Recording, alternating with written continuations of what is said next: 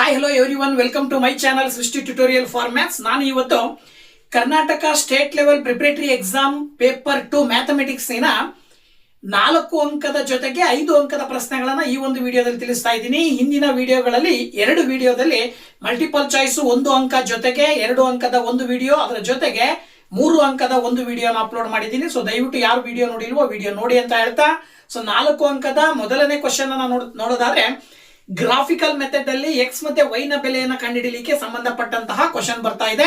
So ಆ ಒಂದು question ಅನ್ನ ಹೇಗೆ ಸಾಲ್ವ್ ಮಾಡಿ ನೀವು ಎಕ್ಸ್ ಮತ್ತೆ ವೈ ನ ಬೆಲೆಯನ್ನ ಕಂಡುಹಿಡಿತೀರಿ ಅಂತ ನೋಡೋದಾದ್ರೆ ನೋಡಿ, 34th ಕ್ವಶನ್ ಬಂದ್ಬಿಟ್ಟು solve the given pair of linear equations by graphical method. ಅಂದ್ರೆ ಕೊಟ್ಟಿರುವ ರೇಖಾತ್ಮಕ ಸಮೀಕರಣಗಳ ಜೋಡಿಯ ಪರಿಹಾರವನ್ನು ನಕ್ಷೆಯ ವಿಧಾನದಿಂದ ಕಂಡುಹಿಡಿಯಿರಿ. ಸೊ ಈ ರೀತಿ ಕೊಟ್ಟಾಗ ನೀವು ನಕ್ಷೆಯನ್ನ ಈ ರೀತಿ ಬರ್ಕೊಳ್ತೀರಾ, ಎಕ್ಸ್ ಅಕ್ಷ ಮತ್ತು ವೈ ಅಕ್ಷ ಅಂತ ಹೇಳಿ. ಸೊ ಈ ಎಕ್ಸ್ ಅಕ್ಷ ಹಾರಿಜಾಂಟಲ್ ಆಗಿದ್ರೆ ವೈ ಅಕ್ಷವು ವೈ ಆಕ್ಸಿಸ್ ವರ್ಟಿಕಲ್ ಲೈನ್ ಅನ್ನ ಹೊಂದಿರುತ್ತೆ. ಪಾಸಿಟಿವ್ ನಂಬರ್ಸ್ 0 ದಿಂದ ಮುಂಭಾಗದಲ್ಲಿದ್ರೆ 0 ದಿಂದ ಹಿಂಭಾಗದಲ್ಲಿ ನೆಗೆಟಿವ್ ನಂಬರ್ಸ್ ಬರ್ತವೆ. ಅದೇ ರೀತಿ ಪಾಸಿಟಿವ್ ನಂಬರ್ಸ್ ಮೇಲ್ಗಡೆ ಇದ್ರೆ ಕೆಳಗಡೆ ನೆಗೆಟಿವ್ ನಂಬರ್ಸ್ ಬರ್ತವೆ.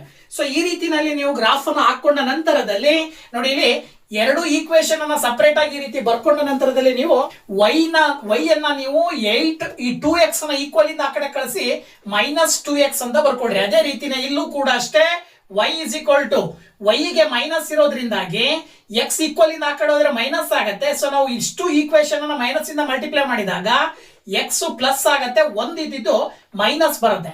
ಸೊ ಈಗ ನೀವು x ಗೆ ವ್ಯಾಲ್ಯೂ ಅನ್ನ ಹಾಕ್ತಾ ಹೋಗ್ರಿ, 2 ವ್ಯಾಲ್ಯೂ ತಗೊಳ್ರಿ, ಏನಾದ್ರೂ ಯಾವ್ದಾದ್ರು ವ್ಯಾಲ್ಯೂಸ್ ಅನ್ನ ತಗೊಳ್ಬಹುದು ನೀವು. ಸೊ ನೋಡಿ, ನಾನು ಇಲ್ಲಿ x is equal to 0 one time ತಗೊಂತೀನಿ, ಇನ್ನೊಂದು time x is equal to 2 ತಗೊಳ್ತೀನಿ. ಸೊ ನೋಡಿ, ಇಲ್ಲಿ x ಇಸ್ ಈಕ್ವಲ್ ಟು 0 ತಗೊಂಡ್ರಿ ಅಂತ ಹೇಳಿದ್ರೆ 8 ಮೈನಸ್ 2 ಇಂಟು 0 ಬರುತ್ತೆ. ಅಲ್ಲಿಗೆ 2 ಇಂಟು 0 ಮಾಡಿದ್ರೆ 0. ಸೊ ಈಗ y is equal to 8 minus 2 into 2 ತಗೊಳ್ರಿ. ಆಗ y ನ ಬೆಲೆ 8 minus 4 ಬರುತ್ತೆ. Then y is equal to 4.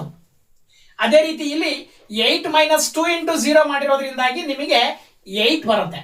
ಅಲ್ಲಿಗೆ 0,8 ಅನ್ನೋದು ಒಂದು ಪಾಯಿಂಟು, ಅದೇ ರೀತಿನಲ್ಲಿ 2,4 ಅನ್ನೋದು ಒಂದು ಪಾಯಿಂಟು.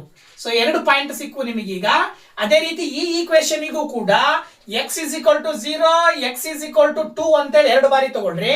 ಈಗ ನೋಡಿ, ಇಲ್ಲಿ y is equal to 0 minus 1 ಮಾಡಿದ್ರೆ y ನ ಬೆಲೆ -1 ಬರುತ್ತೆ. ಅದೇ ರೀತಿ y is equal to x ಗೆ 2 ಹಾಕಿದ್ರೆ -1 ಮಾಡಿದ್ರೆ ಅಲ್ಲಿಗೆ y ನ ಬೆಲೆ 1 ಬರ್ತದೆ. ಅಂದ್ರೆ ಅಲ್ಲಿಗೆ ಅರ್ಥ 0, -1 ಬರ್ತದೆ ಒಂದು ಪಾಯಿಂಟ್.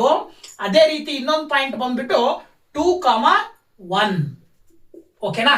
ಸೊ ಈಗ ಈ ವ್ಯಾಲ್ಯೂಸ್ ಅನ್ನ ಇಲ್ಲಿ ಈ ಒಂದು ನಕ್ಷೆಯ ಮೇಲ್ಗಡೆ ಪಾಯಿಂಟ್ ಗಳನ್ನ ಮಾರ್ಕ್ ಮಾಡ್ತಾ ಹೋಗೋಣ. ಸೊ ಬಂದ್ಬಿಟ್ಟು ಏನಾಗುತ್ತೆ, ಇಲ್ಲಿ ಮೊದಲನೇ ಪಾಯಿಂಟ್ 0,8. ಸೊ ಈ 0,8 ಎಕ್ಸ್ ಅಕ್ಷದಲ್ಲಿ ನೋಡ್ತಾ ಹೋದ್ರೆ ಎಕ್ಸ್ ಅಕ್ಷದಲ್ಲಿ 0 ಇಲ್ಲಿದೆ, ವೈ ಅಕ್ಷದಲ್ಲಿ 8 ಇಲ್ಲಿದೆ, ಅಂದ್ರೆ ಪಾಯಿಂಟ್ ಇಲ್ಲಿ ಬರುತ್ತೆ. ಮೊದಲನೇ ಪಾಯಿಂಟ್ ಬಂದ್ಬಿಟ್ಟು 0,8 ಅಂತೇಳಿ ಹೇಳ್ತೀರಾ. ಅದೇ ರೀತಿನೇ ಇನ್ನು ನೆಕ್ಸ್ಟ್ 2,4. ಸೊ ಎಕ್ಸ್ ಅಕ್ಷದಲ್ಲಿ 2 ಇಲ್ಲಿದೆ, ವೈ ಅಕ್ಷದಲ್ಲಿ 4 ಇಲ್ಲಿದೆ. ಸೊ 2ರ ನೇರವಾಗಿ 4ರ ನೇರವಾಗಿ ಬಂದು ಇಲ್ಲಿ ಪಾಯಿಂಟ್ ಅನ್ನ ಮಾರ್ಕ್ ಮಾಡಿದ್ರಿ ಅಂದ್ರೆ ಈ ಪಾಯಿಂಟ್ ಅನ್ನ 2,4 ಅಂತ ಕರಿತೀವಿ. ಸೊ 2 ಪಾಯಿಂಟ್ ಅನ್ನ ಒಂದು ಸ್ಟ್ರೈಟ್ ಲೈನ್ ಅನ್ನ ಬಳಕೆ ಮಾಡಿ ನೀವು ಜಾಯಿನ್ ಮಾಡಿದ್ರಿ ಅಂತ ಹೇಳಿದ್ರೆ, ಸೊ ಈ ರೀತಿ ಸ್ಟ್ರೈಟ್ ಲೈನ್ ಬರುತ್ತೆ. ಅದು 2x plus y is equal to 8 ಈ ಒಂದು ರೇಖಾತ್ಮಕ ಸಮೀಕರಣದ ರೇಖೆ ಅಂತ ಹೇಳ್ತೀವಿ. ಇನ್ನ ಎರಡನೇ ರೇಖೆಯ 2ನೇ ಪಾಯಿಂಟ್ ಗಳನ್ನ ಬಾಕ್ಸ್ ಅನ್ನ ಬಳಸ್ಕೊಂಡು ಇದರ ಪಾಯಿಂಟ್ಸ್ ಅನ್ನ ಅಲ್ಲಿ ಮಾರ್ಕ್ ಮಾಡ್ತಾ ಹೋದ್ರೆ ಮೊದಲನೇ ಪಾಯಿಂಟ್ 0,-1. ಸೊ 0 ಎಕ್ಸ್ ಅಕ್ಷದಲ್ಲಿ 0 ಇಲ್ಲಿದೆ, ವೈ ಅಕ್ಷದಲ್ಲಿ -1 ಇಲ್ಲಿದೆ ಅಂತ ಹೇಳಿದ್ರೆ ಇಲ್ಲಿ ಪಾಯಿಂಟ್ ಮಾರ್ಕ್ ಮಾಡಿ 0,-1 ಅಂತ ಹೇಳ್ತೀರಾ. ಅದೇ ರೀತಿ ನೆಕ್ಸ್ಟ್ ಇನ್ನೊಂದು ಪಾಯಿಂಟ್ 2,1. ಸೊ ಇಲ್ಲಿ ಎಕ್ಸ್ ಅಕ್ಷದಲ್ಲಿ 2 ಇಲ್ಲಿದೆ, ವೈ ಅಕ್ಷದಲ್ಲಿ 1 ಇಲ್ಲಿದೆ, ಅಂದ್ರೆ ಇದ್ರ ನೇರವಾಗಿ ಬಂದು ಈ ಪಾಯಿಂಟ್ ಅಲ್ಲಿ ಮಾರ್ಕ್ ಮಾಡಿದ್ರಿ ಅಂತ ಹೇಳಿದ್ರೆ ಈ 2 ಪಾಯಿಂಟ್ ಅನ್ನ, ಸೊ ಇದನ್ನ 2,1 ಅಂತ ಕರಿತೀವಿ. ಈಗ ಈ 2 ಪಾಯಿಂಟ್ ಗಳನ್ನ ಒಂದು ರೇಖೆಯನ್ನ ಬಳಸಿ ನೀವು ಸ್ಟ್ರೈಟ್ ಆಗಿ ಲೈನ್ ಹಾಕಿದ್ರಿ ಅಂತ ಹೇಳಿದ್ರೆ, ಸೊ ಈ ರೀತಿ ಒಂದು ಲೈನ್ ಬರುತ್ತೆ. ಸೊ ಅದು x minus Y is equal to 1 ಈ ಒಂದು ರೇಖಾತ್ಮಕ ಸಮೀಕರಣದ ರೇಖೆಯಾಗಿರುತ್ತೆ. ಸೊ ಅಲ್ಲಿಗೆ ಈ ಪಾಯಿಂಟ್ ನ ನೇರವಾಗಿ ಡಾಟ್ ಲೈನ್ ಅನ್ನ ಹಾಕ್ರಿ, ಹಾಗೆ ಈ ಕಡೆಯನ್ನು ಡಾಟ್ ಲೈನ್ ಹಾಕ್ರಿ. ಈ ಪಾಯಿಂಟ್ ಅನ್ನ ನಾವು ಎಕ್ಸ್ ನ ಬೆಲೆ ಅಂತ ಕರಿತೀವಿ, ಈ ಪಾಯಿಂಟ್ ಅನ್ನ ವೈ ನ ಬೆಲೆ ಅಂತ ಹೇಳ್ತೀವಿ. ಸೊ ದಟ್ ಎಕ್ಸ್ ನ ಬೆಲೆ 3 ಆದ್ರೆ ವೈ ನ ಬೆಲೆ 2. ಸೊ ನಿಮಗೆ ಇಲ್ಲಿ ಎಕ್ಸ್ ಮತ್ತೆ ವೈ ನ ಬೆಲೆಯನ್ನ ಗ್ರಾಫಿಕಲ್ ಮೆಥಡ್ ಅನ್ನ ಬಳಕೆ ಮಾಡಿ ಕಂಡುಹಿಡಿರಿ ಅಂತ ಕೊಟ್ಟಿದ್ರಲ್ವಾ. ಸೊ ಆನ್ಸರ್ ಬರ್ತಾ ಇದೆ, ರೈಟ್. ಇನ್ನ ಕ್ವಶನ್ ನಂಬರ್ 35 ಥೇರಮ್ ಕೊಟ್ಟಿದ್ದಾರೆ. ಸೊ ಈ ಥೇರಮ್ಗೆ ಸಂಬಂಧಪಟ್ಟಂತಹ ವಿಡಿಯೋಸ್ ಅನ್ನ ನಾನು ಆಲ್ರೆಡಿ ಹಿಂದಿನ ಕೆಲವು ಮಾಡೆಲ್ ಕ್ವಶನ್ ಪೇಪರ್ಸ್, ಬೋರ್ಡಿನ ಮಾಡೆಲ್ ಕ್ವಶನ್ ಪೇಪರ್ನ ಜೊತೆಗೆ ಹಿಂದಿನ ಪ್ರಿಪರೇಟರಿ ಎಕ್ಸಾಮ್ ನಲ್ಲೂ ಕೂಡ ಥೇರಮ್ಗಳು ಬಂದಿರತಕ್ಕಂಥದ್ದನ್ನ ಎಕ್ಸ್ಪ್ಲೇನ್ ಮಾಡಿದ್ದೀನಿ. ಸೊ ದಯವಿಟ್ಟು ಆ ಒಂದು ವಿಡಿಯೋಸ್ ನ ನೋಡಿ ಅಂತ ಹೇಳ್ತಾ, ಕೊಟ್ಟಿರುವಂತ ಥೇರಮ್ ಯಾವುದು ಅಂತಕ್ಕಂಥದ್ದಕ್ಕೆ ಸಂಬಂಧಪಟ್ಟಾಗೆ 2 ಆಪ್ಷನ್ ಕೊಟ್ಟಿದ್ದಾರೆ. ಅದರಲ್ಲಿ ಒಂದನೇದು prove that if in 2 triangles corresponding angles are equal, then their corresponding sides are in the same ratio or proportion and hence the 2 triangles are similar ಅಂತ ಕೊಟ್ಟಿದ್ದಾರೆ. ಅಂದ್ರೆ ಇಲ್ಲಿ ನಿಮಗೆ 2 ಟ್ರಯಾಂಗಲ್ಸ್ ನ ಕರೆಸ್ಪಾಂಡಿಂಗ್ ಆಂಗಲ್ಸ್ ಈಕ್ವಲ್ ಅಂತ ಕೊಟ್ಟಿದ್ದಾರೆ. ಅಂದ್ರೆ ಎ ಕ್ರಿಟೀರಿಯಾಕ್ಕೆ ಸಂಬಂಧಪಟ್ಟಂತಹ ಥೇರಮ್. ಓಕೆನಾ? ಸೊ ನೋಡಿ ಇಲ್ಲಿ ಏನು, 2 ತ್ರಿಭುಜಗಳಲ್ಲಿ ಅನುರೂಪ ಕೋನಗಳು ಸಮವಾದರೆ ಅವುಗಳ ಅನುರೂಪ ಬಾಹುಗಳ ಅನುಪಾತಗಳು ಸಮ, ಆದ್ದರಿಂದ ಆ ತ್ರಿಭುಜಗಳು ಸಮರೂಪವಾಗಿರುತ್ತವೆ ಎಂದು ಸಾಧಿಸಿ ಅಂತ ಕೊಟ್ಟಿದ್ದಾರೆ. ಸೊ ಈ ಒಂದು ಥೇರಮ್ ಎ ಸಮರೂಪತೆಯ ಒಂದು ನಿಯಮದ ಆಧಾರದ ಮೇಲೆ ಇರುವ ಒಂದು ಪ್ರಮೇಯ. ಸೊ ಈ ಒಂದು ಪ್ರಮೇಯವನ್ನ ನೀವು ದಯಮಾಡಿ ಪ್ರಾಕ್ಟೀಸ್ ಮಾಡಿ ಅಂತ ಹೇಳ್ತಾ, ಇದ್ರ ಜೊತೆಗೆ ಅಥವಾ ಅಂತ ಕೊಟ್ಬಿಟ್ಟು ಇನ್ನೊಂದು ಥೇರಮ್ ಅನ್ನ ಕೊಟ್ಟಿದ್ದಾರೆ. ಆ ಥೇರಮ್ ಹೇಳ್ತದೆ, prove that if one of a triangle is equal to one angle of the other triangle and the sides including these angles are proportional, then the 2 triangles are similar ಅಂತ ಕೊಟ್ಟಿದ್ದಾರೆ. ಅಂದ್ರೆ ತ್ರಿಭುಜದ ಒಂದು ಕೋನವು ಮತ್ತೊಂದು ತ್ರಿಭುಜದ ಒಂದು ಕೋನಕ್ಕೆ ಸಮವಾಗಿದ್ದು ಆ ಕೋನಗಳನ್ನು ಉಂಟು ಮಾಡಿರುವ ಬಾಹುಗಳು ಸಮಾನುಪಾತದಲ್ಲಿದ್ದರೆ ಆ 2 ತ್ರಿಭುಜಗಳು ಸಮರೂಪಿಗಳಾಗಿರುತ್ತವೆ ಎಂದು ಸಾಧಿಸಿ ಅಂತ ಕೊಟ್ಟಿದ್ದಾರೆ. ಅಂದ್ರೆ ಇಲ್ಲಿ ನಿಮಗೆ ಕೇಳಿರ್ತಕ್ಕಂತಹ ಥೇರಮ್ ಏನಪ್ಪಾ ಅಂದ್ರೆ SAS ಅಂತಕ್ಕಂತಹ ಸಮರೂಪತೆಯ ನಿಯಮದ ಆಧಾರದ ಮೇಲೆ ಪ್ರೂವ್ ಮಾಡ್ತಕ್ಕಂಥ ಒಂದು ಥೇರಮ್ ಅನ್ನ ಕೊಟ್ಟಿದ್ದಾರೆ. ಸೊ ಈ 2 ಥೇರಮ್ ಅನ್ನ ಪ್ರಾಕ್ಟೀಸ್ ಮಾಡಿ. ಇದರ ಜೊತೆಗೆ ಥೇಲ್ಸ್ ಥೇರಮ್ ಕೂಡ ಎಕ್ಸಾಮಿಗೆ, ಮೇನ್ ಎಕ್ಸಾಮಿಗೆ ಕೇಳೋ ಸಾಧ್ಯತೆಗಳಿರ್ತವೆ. ಈ 3 ಥೇರಮ್ ತುಂಬಾ ಇಂಪಾರ್ಟೆಂಟ್, ಇವುಗಳನ್ನ ಪ್ರಾಕ್ಟೀಸ್ ಮಾಡಿ ಅಂತ ಹೇಳ್ತಾ ನೆಕ್ಸ್ಟ್ ಕ್ವಶನ್ ಗೆ ಹೋಗೋಣ. ಈಗ ಅರ್ಥಮೆಟಿಕ್ ಪ್ರೋಗ್ರೆಷನ್. ನೆಕ್ಸ್ಟ್ ಕ್ವಶನ್ ಯಾವುದು? Arithmetic progression, question number 36. Question number 36 ಅಲ್ಲೂ ಕೂಡ 2 ಆಪ್ಷನ್ ಕೊಟ್ಟಿದ್ದಾರೆ. ಕೊಟ್ಟಿರುವ 2 ಆಪ್ಷನ್ ಅಲ್ಲಿ ಮೊದಲನೇದನ್ನ ನೋಡ್ತಾ ಹೋಗೋದಾದ್ರೆ, in an arithmetic progression 6th term is 1 more than twice the 3rd term. The sum of its 4th and 5th terms is 5 times the 2nd term. Find the 10th term of the arithmetic progression ಅಂತ ಕೊಟ್ಟಿದ್ದಾರೆ. ಅಂದ್ರೆ ಏನಪ್ಪ question ಅಂದ್ರೆ, ಒಂದು ಸಮಾಂತರ ಶ್ರೇಣಿಯಲ್ಲಿ 6ನೇ ಪದವು 3ನೇ ಪದದ 2ರಷ್ಟಕ್ಕಿಂತ 1 ಹೆಚ್ಚಾಗಿದೆ. ಅದರ 4ನೇ ಮತ್ತು 5ನೇ ಪದಗಳ ಮೊತ್ತವು 2ನೇ ಪದದ 5ರಷ್ಟಿದೆ. ಈ ಸಮಾಂತರ ಶ್ರೇಣಿಯ 10ನೇ ಪದವನ್ನು ಕಂಡುಹಿಡಿಯಿರಿ. ಸೊ ಈ ಒಂದು ಕ್ವಶನ್ ಅನ್ನ ಕೊಟ್ಟಿದ್ದಾರಲ್ವಾ. ಸೊ ಇದನ್ನ ಹೇಗೆ ಸಾಲ್ವ್ ಮಾಡೋದು ಅಂತಕ್ಕಂಥದ್ದನ್ನ ನೋಡೋದಾದ್ರೆ, ಓಕೆ, 36ನೇ ಕ್ವಶನ್ ಅರ್ಥಮೆಟಿಕ್ ಪ್ರೋಗ್ರೆಷನ್ ಸಂಬಂಧಪಟ್ಟಿರುವ ಕ್ವಶನ್ ಆಧಾರದ ಮೇಲೆ ಇಲ್ಲಿ ನಾವು ನೋಡೋದಾದ್ರೆ, ನೋಡಿ ಏನ್ ಕೊಟ್ಟಿದ್ದಾರೆ ಅವ್ರು, ಗಿವನ್ ಏನ್ ಕೊಟ್ಟಿದ್ದಾರಪ್ಪ ಅಂತ ಹೇಳಿದ್ರೆ, 6ನೇ ಪದವು 3ನೇ ಪದದ 2ರಷ್ಟಕ್ಕಿಂತ 1 ಜಾಸ್ತಿ ಅಂತ ಕೊಟ್ಟಿದ್ದಾರೆ. ಅದೇ ರೀತಿನೇ 4ನೇ ಪದ ಮತ್ತು 5ನೇ ಪದಗಳ ಮೊತ್ತವು 2ನೇ ಪದದ 5ರಷ್ಟಿರುತ್ತೆ ಅಂತ ಕೊಟ್ಟಿದ್ದಾರೆ. ಇದರ ಆಧಾರದ ಮೇಲೆ ಇದೇ ಅರ್ಥಮೆಟಿಕ್ ಪ್ರೋಗ್ರೆಷನ್ ಅಥವಾ ಇದೇ ಸಮಾಂತರ ಶ್ರೇಣಿಯ 10ನೇ ಪದವನ್ನ ಕಂಡುಹಿಡಿಯಿರಿ ಅಂತ ಕೊಟ್ಟಿದ್ದಾರೆ. ಸೊ ಮೊದಲನೇದಾಗಿ ನಾವು ಜನರಲ್ ಟರ್ಮ್ಸ್ ಅನ್ನ ಏನ್ ಬರಿತೀವಿ, ನಾವು ಸಮಾಂತರ ಶ್ರೇಣಿಯ ಸಾಮಾನ್ಯ ಪದಗಳನ್ನ ಏನ್ ಬರಿತೀವಿ, A6 ಅಂತ ಹೇಳಿದ್ರೆ A+5D ಅಂತ ಬರಿತೀವಿ. ಅದೇ ರೀತಿ 2 ಇಂಟು A3 ಅಂತ ಹೇಳಿದ್ರೆ A+2D ಅಂತ ಬರಿತೀವಿ +1.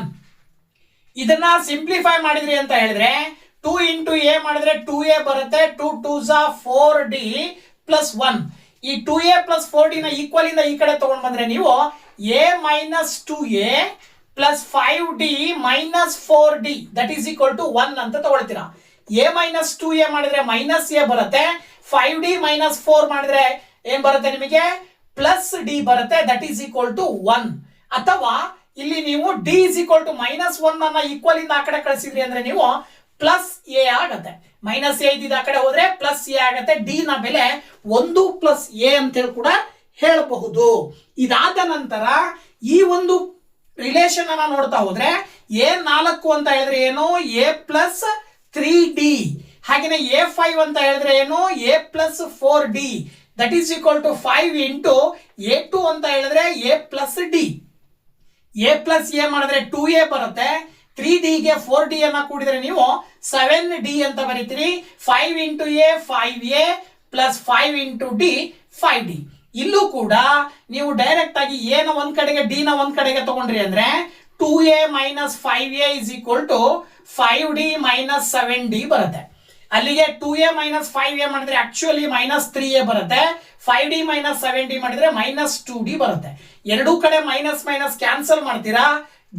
ಇಲ್ಲಿ ಡಿ ಇರೋ ಜಾಗದಲ್ಲಿ ನೀವು 1 ಪ್ಲಸ್ ಎ ಅಂತ ತಗೊಳ್ರಿ. ನೋಡಿ ಇಲ್ಲಿ 3A is equal to 2 into 1 plus A ಅಂತ ಕನ್ಸಿಡರ್ ಮಾಡಿದ್ರೆ 3A is equal to 2 1s are 2 plus 2 into A 2A. ಈಗ 2A ನ ಈ ಕಡೆ ತಗೊಂಡ್ ಬರ್ರಿ. 3A minus 2A is equal to 2 ಆಗುತ್ತೆ. 3A ಮೈನಸ್ 2A ಮಾಡಿದ್ರೆ ನಿಮಗೆ ಸಿಂಪ್ಲಿ ಎ ಬರ್ತದೆ ಇಸ್ ಈಕ್ವಲ್ ಟು 2. ಅಂದ್ರೆ ಮೊದಲನೇ ಪದ ಸಿಕ್ತು ನಿಮಗೆ ಎ ನ ಬೆಲೆ 2. ಈ ಎ ನ ಬೆಲೆಯನ್ನ ನೀವು ಇಲ್ಲಿ ಹಾಕಿದಾಗ ನೋಡಿ ಇಲ್ಲಿ D is equal to 1 plus A ಅಂತ ತಗೊಂಡಿರ್ತಾನೆ. ಅಂದ್ರೆ ಅದು ಬಂದಿದೆಯಲ್ವಾ, ಅಲ್ಲಿ ಎ ಇರುವ ಜಾಗದಲ್ಲಿ 2 ಹಾಕಿದ್ರಿ ಅಂದ್ರೆ ಕಾಮನ್ ಡಿಫರೆನ್ಸ್ ಅಂದ್ರೆ ಸಾಮಾನ್ಯ ವ್ಯತ್ಯಾಸ ಎಷ್ಟು ಅಂತ ಸಿಗುತ್ತೆ. ಅಲ್ಲಿಗೆ D is equal to 1 plus 2 ಮಾಡಿದ್ರೆ 3 ಬಂತು. ಸೊ ಮೊದಲನೇ ಪದ 2 ಮತ್ತೆ ಸಾಮಾನ್ಯ ವ್ಯತ್ಯಾಸ 3. ಈ 2 ಸಿಕ್ಕರೆ ಸಾಕು ನಿಮಗೆ ಕೇಳಿರುವಂತ ಪ್ರಶ್ನೆ 10ನೇ ಪದ. ಸೊ 10ನೇ ಪದವನ್ನ ಸುಲಭವಾಗಿ ಕಂಡುಹಿಡಿತೀರಾ. ಅದು ಯಾವುದು? ಎನ್ ಸೂತ್ರವನ್ನ ಬಳಕೆ ಮಾಡಿ. N is equal to A plus N minus 1 into D ಅಂತ ಸೂತ್ರ ಹಾಕಿದ್ರಿ ಅಂದ್ರೆ A10 is equal to A ಅಂತ ಹೇಳಿದ್ರೆ ಎಷ್ಟಿದೆ? 2. ಹಾಗೇನೆ ಎನ್ ಅಂತ ಹೇಳಿದ್ರೆ 10 ಜೊತೆಗೆ ಡಿ ನ ಬೆಲೆ 3 ಬಂದಿದೆ. ಸೊ ನೋಡಿ ಇಲ್ಲಿ A10 is equal to 2 plus 10 minus 1 ಮಾಡಿದ್ರೆ 9. ಪಕ್ಕದಲ್ಲಿರುವ 3 ಗುಣಾಕಾರ ಮಾಡ್ರಿ. ನೋಡಿ 9 ಮೂಲೆ 27. ಓಕೆನಾ? 9 ಮೂಲೆ 27 ಬರುತ್ತೆ. So that A10 is equal to 27ಕ್ಕೆ 2 ಕೂಡ್ರಿ 29 ಬರುತ್ತೆ. ಇದು 10ನೇ ಪದ ಆಗಿರುತ್ತೆ. ಸೊ ಎ ಕಂಡಿಡ್ಕೊಂಡು ಡಿ ಕಂಡಿಡ್ಕೊಂಡು ನಂತರ ನೀವು 10ನೇ ಪದವನ್ನ ಕಂಡುಹಿಡಿಯಲಿಕ್ಕೆ ಹೇಳಿದರೆ ಸೊ ಸುಲಭವಾಗಿ ನೀವು 10ನೇ ಪದ 29 ಅಂತ ಹೇಳಿ ಹೇಳ್ತೀರಾ. ಓಕೆನಾ? 36ನೇ ಕ್ವಶನ್ ಇದೇ ಚಾಪ್ಟರ್ ನಲ್ಲಿ ಆಪ್ಷನಲ್ ಆಗಿ ಮತ್ತೊಂದು ಕೊಟ್ಟಿರ್ತಾರಲ್ವಾ. ಸೊ ಆ ಕ್ವಶನ್ ಅನ್ನ ನೋಡೋದಾದ್ರೆ ಇನ್ನೇನ್ arithmetic progression, the first term is 22, nth term is minus 11 and the sum of first n terms is 66. Find the number of terms, common difference of the progression and the ratio of third term to the 7th term. Okay, so ನೋಡಿ ಇಲ್ಲಿ question ತುಂಬಾ ಸುಲಭವಾಗಿರ್ತಕ್ಕಂಥದ್ದು ಏನಿದೆಯಪ್ಪ ಅಂದ್ರೆ ಒಂದು ಸಮಾಂತರ ಶ್ರೇಣಿಯ ಮೊದಲನೇ ಪದ 22, ಹಾಗೇನೆ ಎನ್ನನೇ ಪದ -11 ಮತ್ತು ಮೊದಲ ಎನ್ ಪದಗಳ ಮೊತ್ತ 66 ಆಗಿದೆ. ಹಾಗಾದರೆ ಶ್ರೇಣಿಯಲ್ಲಿನ ಪದಗಳ ಸಂಖ್ಯೆ ಮತ್ತು ಸಾಮಾನ್ಯ ವ್ಯತ್ಯಾಸ ಕಂಡುಹಿಡಿಯಿರಿ.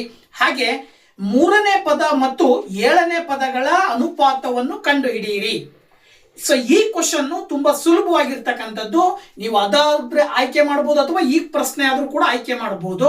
ಸೊ ಈ ಕ್ವಶನ್ಗೆ ಆನ್ಸರ್ ಏನ್ ಬರುತ್ತೆ ಅಂತಕ್ಕಂಥದ್ದನ್ನ ನೋಡ್ತಾ ಹೋಗೋದಾದ್ರೆ ಓಕೆ, ಈ 36th ಕ್ವಶನ್ ಆಪ್ಷನಲ್ ಆಗಿರ್ತಕ್ಕಂಥದ್ದು ಏನ್ ಹೇಳ್ತಾ ಇದೆಯಪ್ಪ ಅಂತ ಹೇಳಿದ್ರೆ ವೆರಿ ಸಿಂಪಲ್. ಅವ್ರು ಹೇಳ್ತಾ ಇದ್ದಾರೆ ಮೊದಲನೇ ಪದ 22, ಹಾಗೇನೆ ಎನ್ನನೇ ಪದ -11 ಮತ್ತೆ ಆ ಎನ್ ಪದಗಳ ಮೊತ್ತ 66 ಹಾಕಿದ್ಮೇಲೆ ಆ ಆರ್ಥಮೆಟಿಕ್ ಪ್ರೋಗ್ರೆಷನ್ ಅಂದ್ರೆ ಒಂದು ಸಮಾಂತರ ಶ್ರೇಣಿಯಲ್ಲಿರುವ ಎನ್ ಪದಗಳ ಸಂಖ್ಯೆ ಎಷ್ಟು, ಪದಗಳ ಸಂಖ್ಯೆ ಎಷ್ಟು ಒಂದು ಕ್ವಶನ್.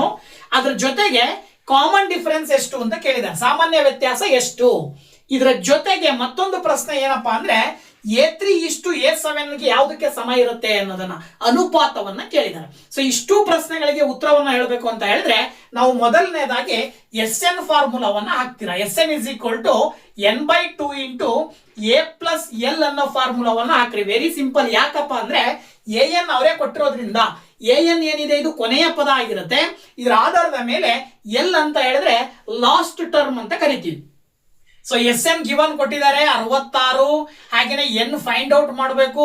ಜೊತೆಗೆ ಮೊದಲನೇ ಪದ ಗಿವನ್ ಕೊಟ್ಟಿದ್ದಾರೆ 22, ಕೊನೆಯ ಪದ ಅಂತ ಹೇಳಿದ್ರೆ -11.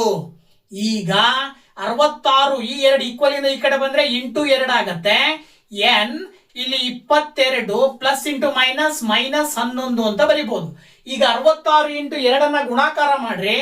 6 2 12, ಒಂದು ಕ್ಯಾರಿ, ಮತ್ತೆ 6 2 12 1 13, 132. ಇಲ್ಲಿ ಎನ್ ಇಂಟು 22ರಲ್ಲಿ 11 ಕಳೆದ್ರೆ 11 ಬರುತ್ತೆ. ಈಗ ವೆರಿ ಸಿಂಪಲ್, 132 ಇಲ್ಲೇ ಬರ್ಕೊಳ್ಳಿ, 11ನ ಈಕ್ವಲ್ ಇಂದ ಈ ಕಡೆ ತಗೊಂಡ್ಬಂದ್ರೆ ಡಿವೈಡೆಡ್ ಬೈ 11 ಆಗತ್ತೆ. ಸೊ 11ರಿಂದ ಭಾಗಾಕಾರ ಮಾಡಿದ್ರೆ 11 ಒಂದ್ಲೆ 11, 11 ಎರಡ್ಲೆ 22. ಅಂದ್ರೆ ಎನ್ ಬೆಲೆ ಸಿಕ್ತು ನಿಮಗೆ. ನಂಬರ್ ಆಫ್ ಟರ್ಮ್ಸ್ ಎಷ್ಟು ಅಂತ ಕೇಳಿದಾರಲ್ವಾ. ಸೊ ನಂಬರ್ ಆಫ್ ಟರ್ಮ್ಸ್ ಬಂದ್ಬಿಟ್ಟು 12 ಬಂತು. ಈ ನಂಬರ್ ಆಫ್ ಟರ್ಮ್ಸ್ ಅನ್ನ ಬಳಸ್ಕೊಂಡು ಈಗ ನೀವು an ಸೂತ್ರ ಹಾಕಿ a plus n minus 1 into D formula ಬಳಕೆ ಮಾಡಿ ಡಿ ನ ಬೆಲೆಯನ್ನ ಕಂಡುಹಿಡಿಬೇಕು. ನೋಡಿ ಹೇಗೆ ಕಂಡುಹಿಡಿತೀರಾ? an ಗಿವನ್ ಅವರೇ ಕೊಟ್ಟಿದ್ದಾರೆ, -11, a ಮೊದಲನೇ ಪದ 22, ಇನ್ನ ಒಟ್ಟು ಪದಗಳ ಸಂಖ್ಯೆ 12, -1 ಇಂಟು ಡಿ ಅಂತ ತಗೊಂಡ್ರೆ ನೋಡಿ ಇಲ್ಲಿ -11 22 ಈ ಕಡೆ ಬಂದ್ರೆ -22 ಆಗತ್ತೆ. 12ರಲ್ಲಿ 1 ಕಳೀರಿ, ನಿಮಗೆ 11 ಡಿ ಬರುತ್ತೆ. Very simple. -11 -22 ಆಡ್ ಮಾಡಿದ್ರೆ -33, 11 ಈ ಕಡೆ ತಗೊಂಡ್ಬಂದ್ರೆ divided by 11 that is equal to D.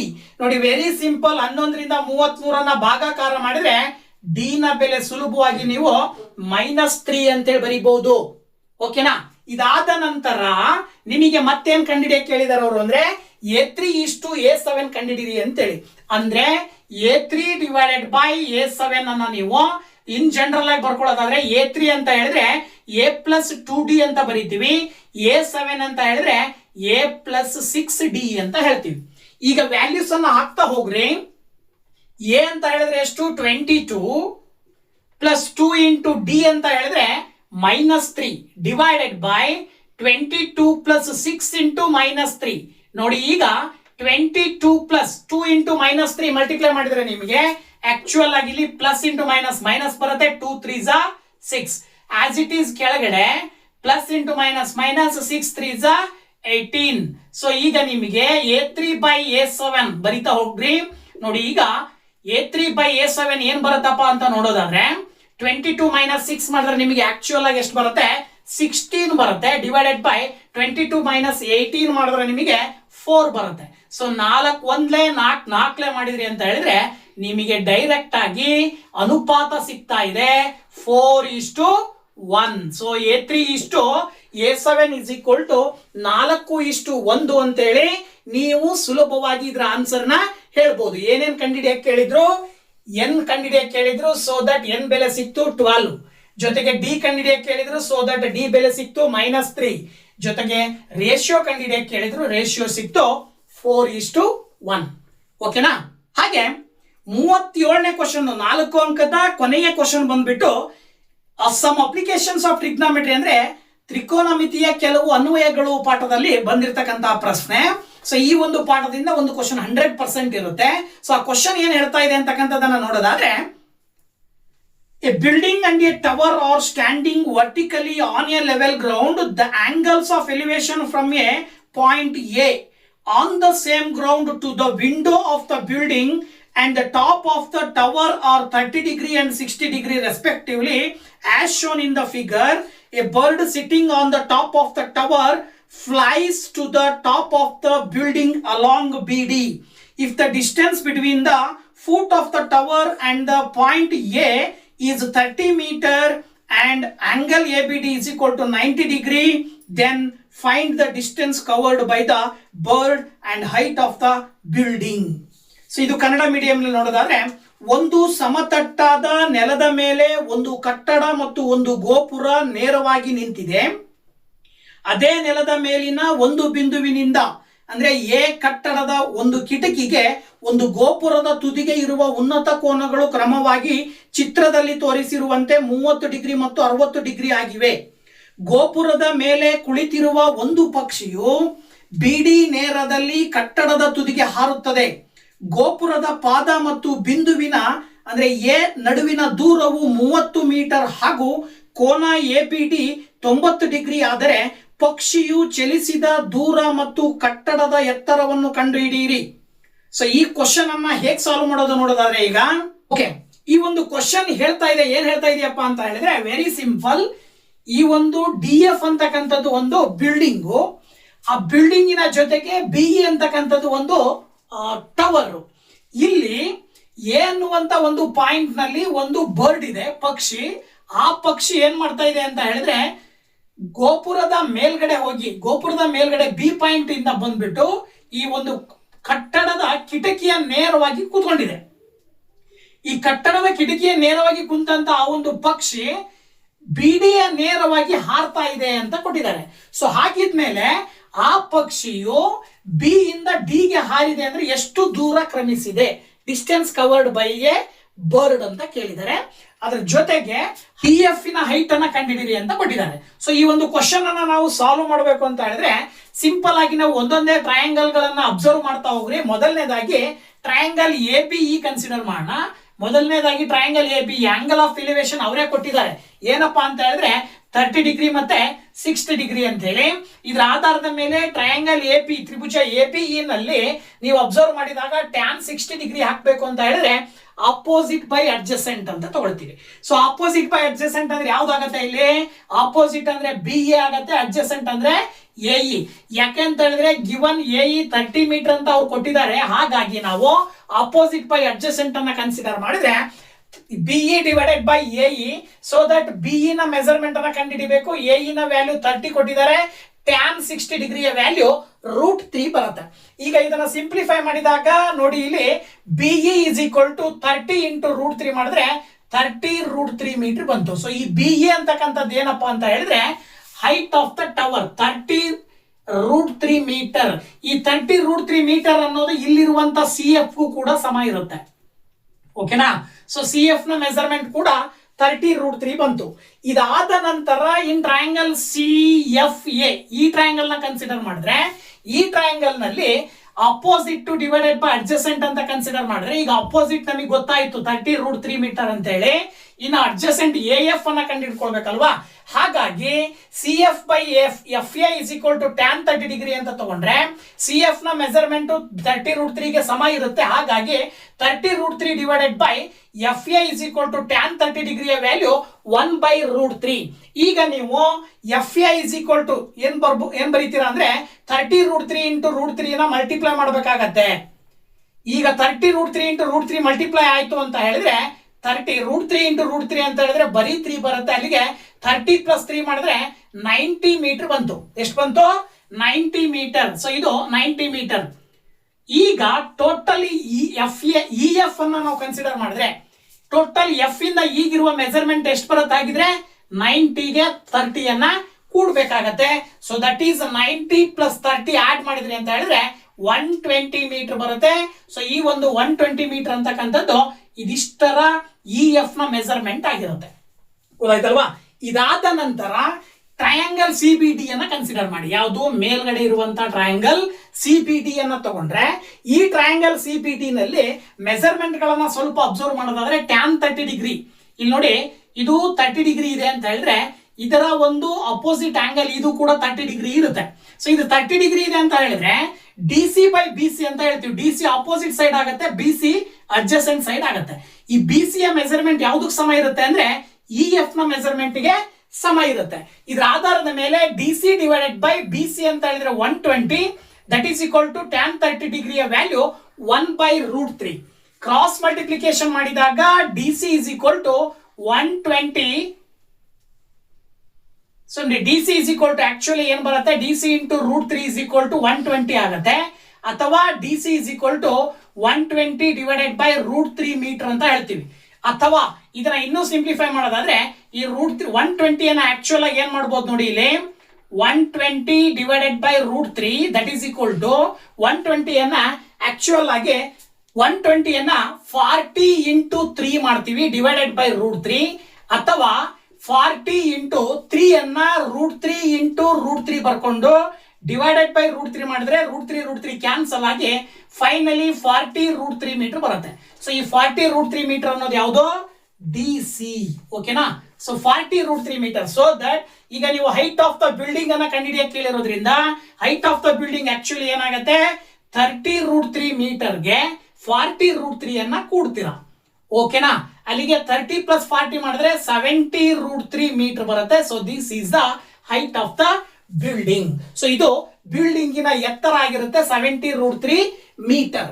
ಇದಾದ ನಂತರ ಇನ್ನ ಟ್ರಯಾಂಗಲ್ CAF ಅನ್ನ ಕನ್ಸಿಡರ್ ಮಾಡಿದ್ರೆ ಈ ಟ್ರಯಾಂಗಲ್ ನ ಕನ್ಸಿಡರ್ ಮಾಡಿದ್ರೆ ಇಲ್ಲಿ CF divided by CA ನೋಡಿ ಇಲ್ಲಿ CF divided by CA opposite by hypotenuse is equal to sine 30 degree ಅಂತ ತಗೊಂಡ್ರೆ ಸಿ ಎಫ್ ನ ಮೆಜರ್ಮೆಂಟ್ 30√3 ಇದೆ. ಈಗ ನೀವು ಸಿ ಎ ನ ಮೆಜರ್ಮೆಂಟ್ ಅನ್ನ ಕಂಡುಹಿಡ್ಕೊಳ್ಬೇಕು. ಆಗ ನಿಮಗೆ C A is equal to 30√3 into 2 ಬರುತ್ತೆ. ಅಲ್ಲಿಗೆ ಸಿ ಎ ನ ಮೆಜರ್ಮೆಂಟ್ 30 ಇಂಟು 2 ಮಾಡಿದ್ರೆ 60√3 ಮೀಟರ್ ಬಂತು. ಸೊ 60√3 ಮೀಟರ್ ಅನ್ನೋದು ಏನಿದು ಸಿ ಎ ನ ಮೆಜರ್ಮೆಂಟ್. ಅದೇ ರೀತಿನೇ ಇಲ್ಲಿ ನೀವು ಈ ಒಂದು ಟ್ರಯಾಂಗಲ್ ನ ಕನ್ಸಿಡರ್ ಮಾಡಿದ್ರೆ ಟ್ರಯಾಂಗಲ್ ಎ ಇ ಬಿ ನಲ್ಲಿ ಪೈಥಾಗೋರಸ್ ಥಿಯರಮಿನ ಆಧಾರದ ಮೇಲೆ ಎ ಬಿ ನ ಮೆಜರ್ಮೆಂಟ್ ಅನ್ನು ನೀವು ಕಂಡುಹಿಡ್ಕೊಳ್ಬೇಕು ಅಂದ್ರೆ ಎ ಇ 30 ಮೀಟರ್ ಬಂದಿದೆ, ಜೊತೆಗೆ ಬಿ ನ ಮೆಜರ್ಮೆಂಟ್ 30√3 ಮೀಟರ್ ಬಂದಿದೆ. ಪೈಥಾಗೋರಸ್ ಥಿಯರಮ್ ಅನ್ನು ಹಾಕಿದಾಗ 30 ಸ್ಕ್ವೇರ್ ಪ್ಲಸ್ 30√3 ಹೋಲ್ ಸ್ಕ್ವೇರ್ ಮಾಡಿದ್ರೆ 30 ಸ್ಕ್ವೇರ್ ಮಾಡಿದ್ರೆ 100 900 ಪ್ಲಸ್ 30 ಇಂಟು √3 ಅಂತ ಹೇಳಿದ್ರೆ 30 ನ ಸ್ಕ್ವೇರ್ ಮಾಡಿದ್ರೆ 900 √3 ಗೆ ಸ್ಕ್ವೇರ್ ಕ್ಯಾನ್ಸಲ್ ಮಾಡಿದ್ರೆ 3. ಸೊ 900 ಪ್ಲಸ್ 2700 ಬರುತ್ತೆ. ಎರಡನ್ನ ಕೂಡಿದ್ರೆ 3600. So 3600 square root actually 60 metre ಬರುತ್ತೆ. ಸೊ ಈ 60 ಮೀಟರ್ ಅನ್ನೋದು ಏನಿದು ಎ ಬಿ ನ ಮೆಜರ್ಮೆಂಟ್. ಈಗ ಆಂಗಲ್ ಬಿ ಅನ್ನ ಕಂಡುಹಿಡಬೇಕು. ಇದನ್ನ ಟೀಟಾ ಅಂತ ನೀವು ಕನ್ಸಿಡರ್ ಮಾಡ್ಕೊಂಡ್ರಿ ಅಂತ ಹೇಳಿದ್ರೆ ಈ ಟೀಟಾದ ಬೆಲೆ ಸಿಗ್ಬೇಕು ಅಂದ್ರೆ ಅಪೋಸಿಟ್ ಡಿವೈಡೆಡ್ ಬೈ ಅಡ್ಜಸೆಂಟ್ ಅಂತ ಕನ್ಸಿಡರ್ ಮಾಡಿದ್ರೆ ನೋಡಿ, ಇಲ್ಲಿ triangle C A B C A by A B is equal to tan theta ಅಂತ ತಗೊಳ್ತೀರಾ. ಅಂದ್ರೆ ಟ್ಯಾನ್ ಟೀಟಾ ಅಂದ್ರೆ opposite by adjacent. So opposite 60√3 divided by adjacent ಬಂದು 60 ಮೀಟರ್. ಓಕೆನಾ? ಸೊ 60 ಕ್ಯಾನ್ಸಲ್ ಆದ್ರೆ ಟ್ಯಾನ್ ಟೀಟಾದ ಬೆಲೆ √3 ಬರುತ್ತೆ. ಸೊ ಯಾವಾಗ ಟ್ಯಾನ್ ಟೀಟಾದ ಬೆಲೆ √3 ಬರುತ್ತೋ ಅಲ್ಲಿಗೆ ಟೀಟಾದ ವ್ಯಾಲ್ಯೂ 60 ಡಿಗ್ರಿ ಇರುತ್ತೆ. ಸೊ ದಟ್ ಟೀಟಾದ ವ್ಯಾಲ್ಯೂ 60 ಡಿಗ್ರಿ ಇದೆ ಅಂದ್ರೆ ಆಂಗಲ್ ಸಿ ಬಿ ಡಿ ಅನ್ನ ಕಂಡುಹಿಡಿಬೇಕು. ಈಗ ನೀವು ಆಂಗಲ್ ಸಿ ಬಿ ಡಿ ಈ ಆಂಗಲ್ ಎಷ್ಟಿರುತ್ತೆ ಅಂದ್ರೆ ಗಿವನ್ ಅವರೇ ಕೊಟ್ಟಿದ್ದಾರೆ. ಏನಪ್ಪಾ ಅಂದ್ರೆ ಈ ಎರಡು ಆಂಗಲ್ ಕೂಡಿದ್ರೆ 90 ಡಿಗ್ರಿ. ಸೊ ಮೊದಲನೇದಾಗಿ ನಮಗೆ ಈ ಆಂಗಲ್ ಸಿಕ್ಕಿದೆ 60 ಡಿಗ್ರಿ. ಸೊ ದಟ್ 90 ಡಿಗ್ರಿನಲ್ಲಿ 60 ಡಿಗ್ರಿಯನ್ನ ಕಳೆದ್ರೆ ನಿಮಗೆ 30 ಡಿಗ್ರಿ ಏನ್ ಸಿಗುತ್ತೆ, ಈ ಆಂಗಲ್ ಏನಾಗಿರುತ್ತೆ ಸಿ ಬಿ ಡಿ ಈ ಆಂಗಲ್ ಆಗಿರುತ್ತೆ. ಗೊತ್ತಾಯ್ತಲ್ವಾ? ಒಂದನೇದು ಈ ಆಂಗಲ್ ಅನ್ನ ಕಂಡುಹಿಡಿದ ನಂತರದಲ್ಲಿ ಈಗ ನೀವೇನ್ ಕಂಡುಹಿಡಿಬೇಕಂದ್ರೆ ಆ ಪಕ್ಷಿ ಬಿ ಪಾಯಿಂಟ್ ಇಂದ ಡಿ ಗೆ ಪಾಸ್ ಆಯ್ತಲ್ವಾ, ಎಷ್ಟು ದೂರ ಕವರ್ ಮಾಡಿದೆ. ಸೊ ಬಿ ಡಿ ಯ ಮೆಜರ್ಮೆಂಟ್ ಅನ್ನ ಕಂಡುಹಿಡಿಬೇಕಂದ್ರೆ ಈಗ ನೀವು ಟ್ರಯಾಂಗಲ್ ಸಿ ಬಿ ಡಿ ಅನ್ನ ಕನ್ಸಿಡರ್ ಮಾಡಿದ್ರೆ ಟ್ರಯಾಂಗಲ್ ಸಿ ಬಿ ಡಿ ನಲ್ಲಿ 30 ಡಿಗ್ರಿ ಆಂಗಲ್ ಕೊಟ್ಟಿದೆ ಅಂದ್ರೆ ಅದನ್ನ ಸೈನ್ 30 ಡಿಗ್ರಿ ಅಂತ ಕನ್ಸಿಡರ್ ಮಾಡಿದ್ರೆ ಹೈಪಾಟಿನಸ್ ನ ಕಂಡುಹಿಡಿಬೇಕು. ಜೊತೆಗೆ ಆಪೋಸಿಟ್ ಸೈಡ್ ಬಂದ್ಬಿಟ್ಟು ಡಿ ಸಿ ಮೆಜರ್ಮೆಂಟ್ ನಮಗೆ ಗೊತ್ತಿದೆ 40. ಸೊ 40√3. ಸೊ ವ್ಯಾಲ್ಯೂ ಹಾಕಿದಾಗ D C divided by B D is equal to sine 30 ಅಂತ ಹೇಳಿದ್ರೆ 1/2 ಅಂತ ಹೇಳ್ತೀರಾ. ಈಗ ನೀವು ಇದನ್ನ ಕ್ರಾಸ್ ಮಲ್ಟಿಪ್ಲಿಕೇಶನ್ ಮಾಡ್ರಿ. ನೋಡಿ ಇಲ್ಲಿ ಏನ್ ಬರುತ್ತೆ ಅಂದ್ರೆ B D is equal to 40√3 into 2 ಬರುತ್ತೆ. ಸೊ ಅಲ್ಲಿಗೆ B D is equal to 40 into 2 ಮಾಡಿದ್ರೆ 80√3 ಮೀಟರ್ ಬಂತು. So this is the distance covered by a bird ಅಂತೇಳಿ ನಾವು ಸುಲಭವಾಗಿ ಹೇಳ್ಬೋದು. ಅಂದ್ರೆ ಆ ಒಂದು ಪಕ್ಷಿಯು ಕ್ರಮಿಸಿದ ದೂರವು 80√3 ಮೀಟರ್ ಆಗಿರುತ್ತದೆ. ಓಕೆನಾ?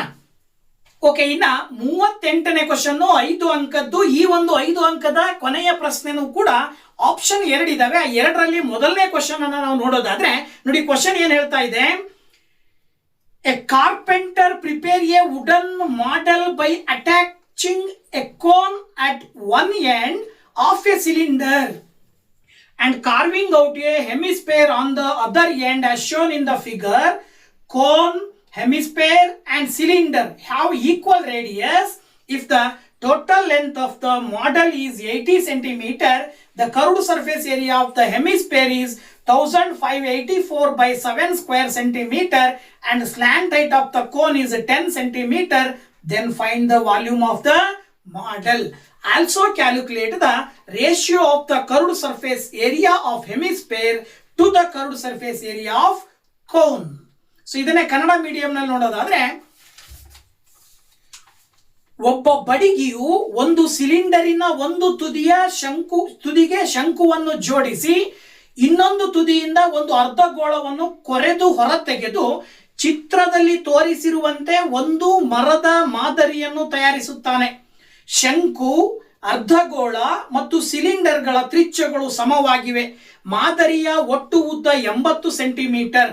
ಅರ್ಧಗೋಳದ ವಕ್ರ ಮೇಲ್ಮೈ ವಿಸ್ತೀರ್ಣ 1584 ಡಿವೈಡೆಡ್ ಬೈ 7 ಚದುರ ಸೆಂಟಿಮೀಟರ್ ಮತ್ತು ಶಂಕುವಿನ ಓರೆ ಎತ್ತರ 10 ಸೆಂಟಿಮೀಟರ್ ಆದರೆ ಮಾದರಿಯ ಘನಫಲವನ್ನು ಕಂಡುಹಿಡಿಯಿರಿ ಹಾಗೂ ಅರ್ಧಗೋಳದ ವಕ್ರ ಮೇಲ್ಮೈ ವಿಸ್ತೀರ್ಣ ಮತ್ತು ಶಂಕುವಿನ ವಕ್ರ ಮೇಲ್ಮೈ ವಿಸ್ತೀರ್ಣಕ್ಕಿರುವ ಅನುಪಾತವನ್ನು ಲೆಕ್ಕಾಚಾರ ಮಾಡಿ. ಸೊ ಈ ಒಂದು ಕ್ವಶನ್ ಅನ್ನ ಹೇಗೆ ಸಾಲ್ವ್ ಮಾಡೋದು ಅಂತಕ್ಕಂಥದ್ದನ್ನ ನೋಡೋದಾದ್ರೆ, ಸೊ ಈ ಕ್ವಶನ್ ಹೇಳೋ ಪ್ರಕಾರ ಇಲ್ಲಿ ಈ ಒಂದು ಮಾಡೆಲ್ ನ ಮೇಲ್ಭಾಗದಲ್ಲಿ ಒಂದು ಕಡೆ ಶಂಕುವನ್ನ, ಇನ್ನೊಂದು ಕಡೆ ಶಂಕುವನ್ನ ಜೋಡಿಸಿದ್ದಾರೆ, ಇನ್ನೊಂದು ಕಡೆ ಹೆಮಿಸ್ಫಿಯರ್ ಅಂದ್ರೆ ಅರ್ಧ ಗೋಳವನ್ನ ಕೊರೆದು ಹೊರಗಡೆ ತೆಗೆದಿದ್ದಾರೆ. ಗೊತ್ತಾಯ್ತಲ್ವಾ? ಸೊ ಇದರ ಪೂರ್ಣ ಘನಫಲ ಬೇಕು ಅಂದ್ರೆ ಪೂರ್ಣ ಘನಫಲ ಯಾವಾಗ ಸಿಗುತ್ತಪ್ಪ ಅಂದ್ರೆ ನಿಮಗೆ ಸಿಲಿಂಡರಿನ ಘನಫಲಕ್ಕೆ ಕೋನದ ಘನಫಲ, ಶಂಕುವಿನ ಘನಫಲವನ್ನ ಕೂಡಿ ಅರ್ಧ ಗೋಳದ ಘನಫಲವನ್ನ ಕಳಿಬೇಕಾಗತ್ತೆ. ಆಗ ನಿಮಗೆ ಈ ಒಂದು ಪೂರ್ಣ ಮಾಡೆಲ್ ನ ಘನಫಲ ಸಿಗತ್ತೆ. ಈ ಪೂರ್ಣ ಮಾಡೆಲ್ ನ ಘನಫಲವನ್ನ ಕಂಡುಹಿಡ್ಕೊಳ್ಬೇಕು ಅಂದ್ರೆ ನಿಮಗೆ ಶಂಕುವಿನ ವಕ್ರ ಏನು ಓರೆ ಎತ್ತರ ಕೊಟ್ಟಿದ್ದಾರೆ. ನಿಮಗೆ ಏನ್ ಬೇಕು? ಘನಫಲ ಕಂಡುಹಿಡಿಬೇಕು ಅಂದ್ರೆ ಹೈಟ್ ಬೇಕು. ಸೊ ಹೈಟ್ ಅನ್ನ ಕಂಡುಹಿಡ್ಕೋಬೇಕು ಅಂದ್ರೆ ಅದಕ್ಕಿಂತ ಮುಂಚಿತವಾಗಿ ಟೋಟಲ್ ಹೈಟ್ ಅನ್ನ 80 ಸೆಂಟಿಮೀಟರ್ ಕೊಟ್ಟಿದಾರಲ್ವಾ, ಈ ಟೋಟಲ್ ಹೈಟ್ 80 ಸೆಂಟಿಮೀಟರ್ ನ ಆಧಾರದ ಮೇಲೆ ತ್ರಿಜ್ಯವನ್ನ ಕಂಡುಹಿಡ್ಕೊಳ್ಬೇಕು. ತ್ರಿಜ್ಯವನ್ನ ಕಂಡುಹಿಡ್ಕೊಳ್ಳಿಕ್ಕೋಸ್ಕರನೇ ನಿಮಗೆ ಏನ್ ಕೊಟ್ಟಿದ್ದಾರೆ ಅಂತ ಹೇಳಿದ್ರೆ 2πr² ನ ಬೆಲೆ 1584 ಡಿವೈಡೆಡ್ ಬೈ 7 ಆಗಿರುತ್ತೆ. ಅಂದ್ರೆ ಆ ಒಂದು ಅರ್ಧ ಗೋಳದ ವಕ್ರ ಮೇಲ್ಮೈ ವಿಸ್ತೀರ್ಣವನ್ನ ಗಿವನ್ ಕೊಟ್ಟಿದ್ದಾರೆ. ಸೊ ಈ ಒಂದು ವ್ಯಾಲ್ಯೂಸ್ ಅನ್ನ ಇಲ್ಲಿ ಹಾಕಿದಾಗ 2 ಇಂಟು ಪೈ ಅಂತ ಹೇಳಿದ್ರೆ 22/7 into r² is equal to 1584/7 ಆಗುತ್ತೆ. ಎಡಭಾಗ ಬಲಭಾಗದಲ್ಲಿ 7 ಕ್ಯಾನ್ಸಲ್ ಆಗಿ r² is equal to 1584 divided by 2 into 22 ಆಗುತ್ತೆ. ಸ್ವಲ್ಪ ನೀವು ಅಬ್ಸರ್ವ್ ಮಾಡಿದಾಗ 2ರಿಂದ ಭಾಗಾಕಾರ ಮಾಡಿದ್ರೆ 2 7 14 ಬರುತ್ತೆ, 1 ಉಳಿತು. ನೆಕ್ಸ್ಟ್ 2 9 18 ಬರುತ್ತೆ, ಮತ್ತೆ ಇಲ್ಲಿ 2 2 4. ಇನ್ನ 22ರಿಂದ 792 ನೀವು ಭಾಗಾಕಾರ ಮಾಡೋದಾದ್ರೆ ನೋಡಿ ಇಲ್ಲಿ 11 2 22 ಬರುತ್ತಲ್ವಾ, ಅದೇ ರೀತಿ 11 7 77 ಅಂತ ಬರೀಬಹುದು. ಮತ್ತೆ 2 ಉಳಿತು, ಮತ್ತೆ ಎಷ್ಟು 11 2 22 ಅಂತ ಬರೀಬಹುದು. ಈಗ ಇಲ್ಲಿ 72 ಇದೆ, ಕೆಳಗಡೆ 2 ಇದೆ. ಸೊ 2ರಿಂದ 72 ಭಾಗಾಕಾರ ಮಾಡಿದ್ರೆ 36 ಬರುತ್ತೆ. ಅಥವಾ ತ್ರಿಜ್ಯ r² ಅನ್ನ ಕ್ಯಾನ್ಸಲ್ ಮಾಡಿದ್ರೆ ಅಂದ್ರೆ ಇದಕ್ಕೆ ರೂಟ್ ಬರುತ್ತೆ ಪಕ್ಕದಲ್ಲಿರುವ ಸಂಖ್ಯೆಗೆ. ಅದರ ಅರ್ಥ r is equal to 6 centimetre. ಅಂದ್ರೆ ಪ್ರತಿಯೊಂದು ಭಾಗದ ತ್ರಿಜ್ಯವು 6 ಸೆಂಟಿಮೀಟರ್ ಇರುತ್ತದೆ. ಅಂದ್ರೆ ಶಂಕುವಿನ ತ್ರಿಜ್ಯ 6 ಸೆಂಟಿಮೀಟರ್, ಸಿಲಿಂಡರ್ ನ ತ್ರಿಜ್ಯವು 6 ಸೆಂಟಿಮೀಟರ್, ಹಾಗೇನೆ ಈ ಒಂದು ಅರ್ಧ ಗೋಳದ ತ್ರಿಜ್ಯನು ಕೂಡ 6 ಸೆಂಟಿಮೀಟರ್. ಪ್ರತಿಯೊಂದು ಭಾಗದ ತ್ರಿಜ್ಯ ಈಗ ನಿಮಗೆ ಸಿಕ್ತಲ್ವಾ. ಇದ್ರ ಜೊತೆಗೆ ಏನ್ ಕಂಡಿಡ್ಕೊಳ್ಬೇಕು? ಈಗ ನೀವು ಶಂಕುವಿನ ಎತ್ತರವನ್ನ ಕಂಡಿಡ್ಕೊಳ್ಬೇಕು. ಶಂಕುವಿನ ಎತ್ತರವನ್ನ ಕಂಡಿಡ್ಕೊಳ್ಳಿಕ್ಕೋಸ್ಕರನೇ ಅದಕ್ಕಿಂತ ಮುಂಚೆ ಸಿಲಿಂಡರಿನ ಒಂದು ಎತ್ತರವನ್ನ ಕಂಡುಹಿಡಿಯಬೇಕು. ಅಂದ್ರೆ ಸಿಲಿಂಡರಿನ ಎತ್ತರ ಬೇಕು ಅಂದ್ರೆ ಶಂಕುವಿನ ಎತ್ತರವನ್ನ ಫಸ್ಟ್ ಕಂಡುಹಿಡ್ಕೊಳ್ಳಿ. ಸೊ ಶಂಕುವಿನ ಎತ್ತರ ಏನ್ ಬರುತ್ತೆ ಅಂದ್ರೆ h is equal to L² minus r² ಮಾಡ್ತೀರಾ ಸೂತ್ರ. ರೂಟ್ 10² ಮೈನಸ್ ತ್ರಿಜ್ಯ r² ಅಂದ್ರೆ 6² ಬಂದಿದೆ. ಸೊ 10² ಅಂತ ಹೇಳಿದ್ರೆ 100 ಮೈನಸ್ 36 ಮಾಡಿದ್ರಿ ಅಂತ ಹೇಳಿದ್ರೆ ನಿಮಗೆ 100 ಮೈನಸ್ 36 ಮಾಡಿದ್ರೆ 64 ಬರುತ್ತೆ. 64 ನ ರೂಟ್ ಇಂದ ಹೊರಗಡೆ ತೆಗೆದ್ರಿ ಅಂತ ಹೇಳಿದ್ರೆ 8 ಸೆಂಟಿಮೀಟರ್ ಬರುತ್ತೆ. ಈ 8 ಸೆಂಟಿಮೀಟರ್ ಅನ್ನೋದನ್ನ ಶಂಕುವಿನ ಎತ್ತರ ಅಂತ ಕರಿತೀವಿ ನಾವು. ಇಲ್ಲಿಂದ ಇಲ್ಲಿ ತನಕ ಎಷ್ಟಿರುತ್ತೆ? 8 ಸೆಂಟಿಮೀಟರ್. ಸೊ ಟೋಟಲ್ ಮಾಡೆಲ್ ನ ಹೈಟ್ 80ರಲ್ಲಿ ಶಂಕುವಿನ ಎತ್ತರ 8 ಸೆಂಟಿಮೀಟರ್ ನ ಕಳೆದ್ರಿ ಅಂತ ಹೇಳಿದ್ರೆ ಏನ್ ಬರುತ್ತೆ? ಸಿಲಿಂಡರಿನ ಎತ್ತರ ಮಾತ್ರ ಸಿಗುತ್ತೆ. ಸಿಲಿಂಡರಿನ ಎತ್ತರ ಮಾತ್ರ ಎಷ್ಟು? 72 ಸೆಂಟಿಮೀಟರ್. ಓಕೆನಾ? ಈಗ ಈ ಒಂದು ಮಾಡೆಲ್ ನ ಘನಫಲವನ್ನ ಕಂಡುಹಿಡಿಬೇಕಲ್ವಾ. ಸೊ ಘನಫಲವನ್ನ ಕಂಡುಹಿಡಿಯಲಿಕ್ಕೆ volume of cylinder plus volume of cone minus volume of hemisphere ಅಂದ್ರೆ ಸಿಲಿಂಡರಿನ ಘನಫಲ ಪ್ಲಸ್ ಶಂಕುವಿನ ಘನಫಲ ಮೈನಸ್ ಅರ್ಧ ಗೋಳದ ಘನಫಲ ಅಂತ ತಗೊಂಡ್ರೆ ಪ್ರತಿಯೊಂದಕ್ಕೂ ಸೂತ್ರವನ್ನ ಹಾಕಿದಾಗ ಸೂತ್ರದಲ್ಲಿ ಬರುವ πr² ಅನ್ನ ರೂಟ್ ಇಂದ ಹೊರಗಡೆ ತಗೊಂಡ್ರಿ ಅಂದ್ರೆ ಇಲ್ಲಿ ಹೈಟ್ ಆಫ್ ದ ಸಿಲಿಂಡರ್ ಉಳಿಯುತ್ತೆ, ಅದು 72 ಸೆಂಟಿಮೀಟರ್ ಆಗಿರುತ್ತೆ. ಇಲ್ಲಿ ಹೈಟ್ ಆಫ್ ದ ಕೋನ್ ಉಳಿಯುತ್ತೆ, ಅದು 8 ಸೆಂಟಿಮೀಟರ್ ಆಗಿರುತ್ತೆ. 2/3 ಇಂಟು r ಎಷ್ಟಿರುತ್ತೆ? 6 ಸೆಂಟಿಮೀಟರ್ ಇರುತ್ತೆ. 22/7 ಇಂಟು 6 ಇಂಟು 6 ಹಾಗೆ ಬರ್ಕೊಳ್ಳಿ.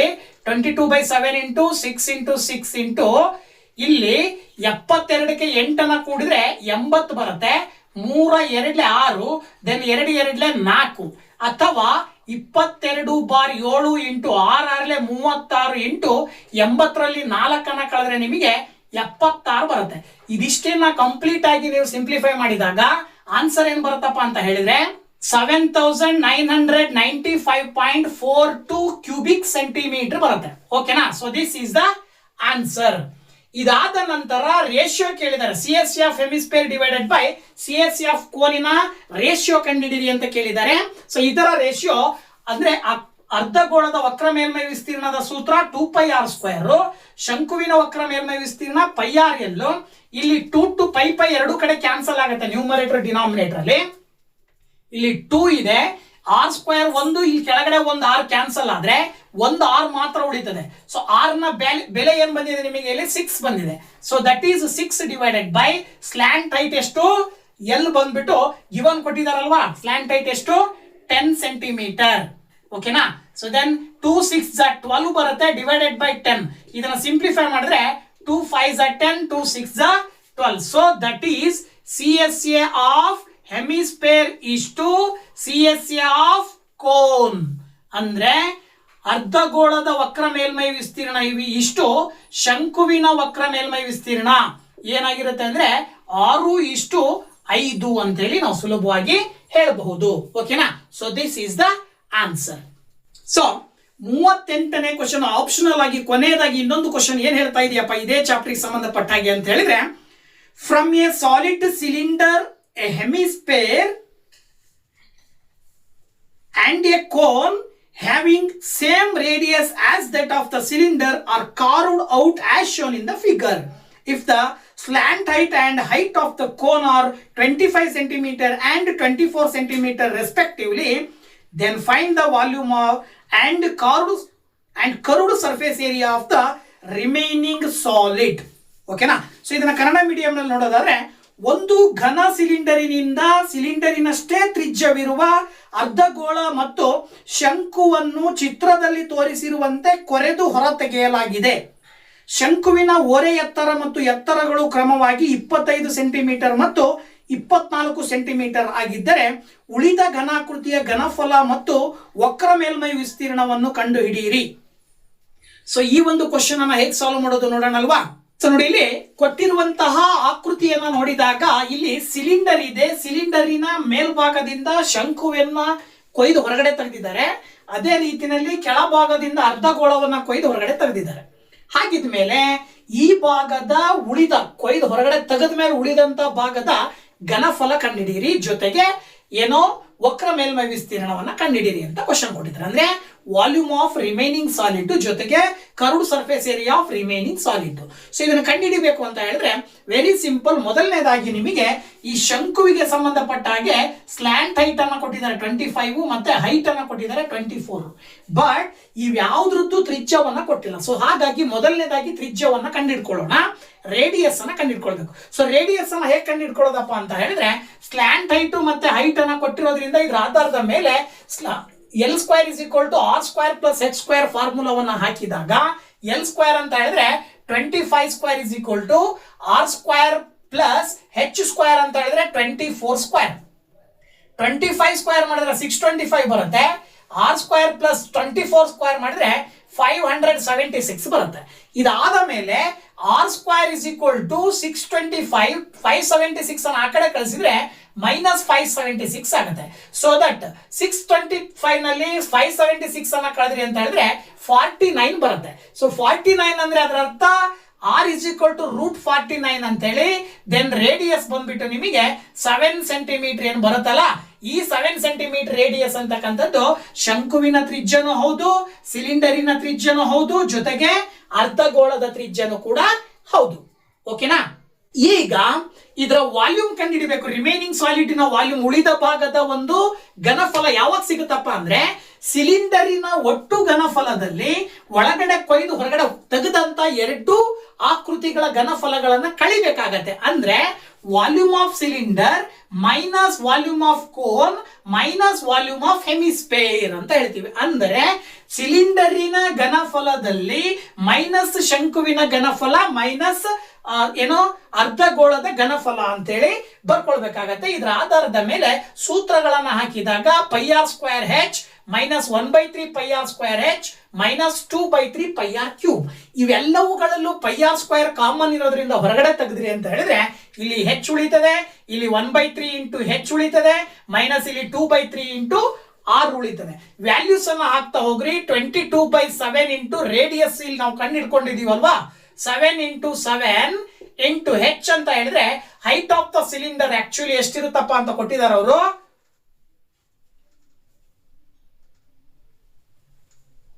ನೋಡಿ ಹೈಟ್ ಆಫ್ ದ ಸಿಲಿಂಡರ್ ಏನಾಗಿರುತ್ತೆ ಅಂತ ಹೇಳಿದ್ರೆ ಶಂಕುವಿನ ಎತ್ತರ 24 ಸೆಂಟಿಮೀಟರ್ ಪ್ಲಸ್ ಅರ್ಧಗೋಳದ ರೇಡಿಯಸ್ ಎಷ್ಟು 7 ಸೆಂಟಿಮೀಟರ್ ಆಡ್ ಮಾಡಿದ್ರಿ ಅಂತ ಹೇಳಿದ್ರೆ 24 ಪ್ಲಸ್ 7 ಮಾಡಿದ್ರಿ ಅಂದ್ರೆ 31 ಸೆಂಟಿಮೀಟರ್ ಬರುತ್ತೆ. ಸೊ ಇದು ಈ ಟೋಟಲ್ ಸಿಲಿಂಡರಿನ ಹೈಟ್ ಆಗಿರುತ್ತೆ. ಓಕೆನಾ? ಸೊ ಆ ಒಂದು ವ್ಯಾಲ್ಯೂ ಅನ್ನ ಇಲ್ಲಿ ಸಬ್ಸ್ಟಿಟ್ಯೂಟ್ ಮಾಡಿದ್ರೆ 31 ಮೈನಸ್ 1/3 ಇಂಟು ಶಂಕುವಿನ height actually 24 minus 2/3 into radius ಬಂದ್ಬಿಟ್ಟು 7. ಸಿಂಪ್ಲಿಫೈ ಮಾಡ್ತಾ ಹೋದ್ರೆ 7 ಕ್ಯಾನ್ಸಲ್ ಆಗಿ 22 ಇಂಟು 7 ಉಳ್ಕೊಳ್ಳುತ್ತೆ. 31 ಮೈನಸ್ 3 ಮತ್ತೆ 24 ನ ನೀವು ಡಿವೈಡ್ ಮಾಡಬಹುದು. 3 8s ದೆನ್ 1 8s 8 ಬರುತ್ತೆ. ನೆಕ್ಸ್ಟ್ 2 7s 14 ಡಿವೈಡೆಡ್ ಬೈ 3 ಬರುತ್ತೆ. ಸೊ ಈ ರೀತಿ ನೀವು ಇದಿಷ್ಟನ್ನ ಸಿಂಪ್ಲಿಫೈ ಮಾಡ್ತಾ ಹೋದಾಗ ಫೈನಲ್ ಆನ್ಸರ್ ಏನ್ ಬರುತ್ತಪ್ಪ ಅಂತ ಹೇಳಿದ್ರೆ 2823.33 ಕ್ಯೂಬಿಕ್ ಸೆಂಟಿಮೀಟರ್ ಬರುತ್ತೆ. So this is the answer. ಇದನ್ನ ನಾವು ಈ ಒಂದು ಆಕೃತಿಯ ಒಟ್ಟು ಉಳಿದ ಆಕೃತಿಯ ಘನಫಲ ಅಂತ ಹೇಳಿ ನಾವು ಸುಲಭವಾಗಿ ಹೇಳ್ಬಹುದು. ಇದಾದ ನಂತರ ಏನ್ ಬೇಕು ಅಂದ್ರೆ curved surface area of remaining solid ಅಂದ್ರೆ ಉಳಿದ ಭಾಗದ ವಕ್ರ ಮೇಲ್ಮೈ ವಿಸ್ತೀರ್ಣ. ಇಲ್ಲಿ ವಕ್ರ ಮೇಲ್ಮೈ ವಿಸ್ತೀರ್ಣ ಕಂಡುಹಿಡಿಬೇಕು ಅಂತ ಹೇಳಿದ್ರೆ ಇಲ್ಲಿ 3 ರೀತಿಯ ಆಕೃತಿಗಳೇನಿದಾವೆ ಆ 3 ಆಕೃತಿಗಳ ಒಂದು ಕರ್ವ್ಡ್ ಸರ್ಫೇಸ್ ಏರಿಯಾವನ್ನ ಕೂಡಬೇಕಾಗತ್ತೆ. ಅಂದ್ರೆ ವಕ್ರ ಮೇಲ್ಮೈ ವಿಸ್ತೀರ್ಣಗಳನ್ನ ಕೂಡಬೇಕಾಗತ್ತೆ. ಅಂದ್ರೆ ಏನರ್ಥ? ಸಿಲಿಂಡರಿನ ವಕ್ರ ಮೇಲ್ಮೈ ವಿಸ್ತೀರ್ಣ ಪ್ಲಸ್ ಶಂಕುವಿನ ವಕ್ರ ಮೇಲ್ಮೈ ವಿಸ್ತೀರ್ಣ ಪ್ಲಸ್ ಅರ್ಧಗೋಳದ ವಕ್ರ ಮೇಲ್ಮೈ ವಿಸ್ತೀರ್ಣ ಅಂತ ಹೇಳಿದ್ರೆ ಇಲ್ಲಿ ವಾಲ್ಯೂಮ್ ಆಫ್ ಸುಲಭವಾಗಿ ಬರಿಬಹುದು. ಏನು? Curved surface area of cylinder plus curved surface area of cone plus curved surface area of ಹೆಮಿಸ್ಪೇರ್.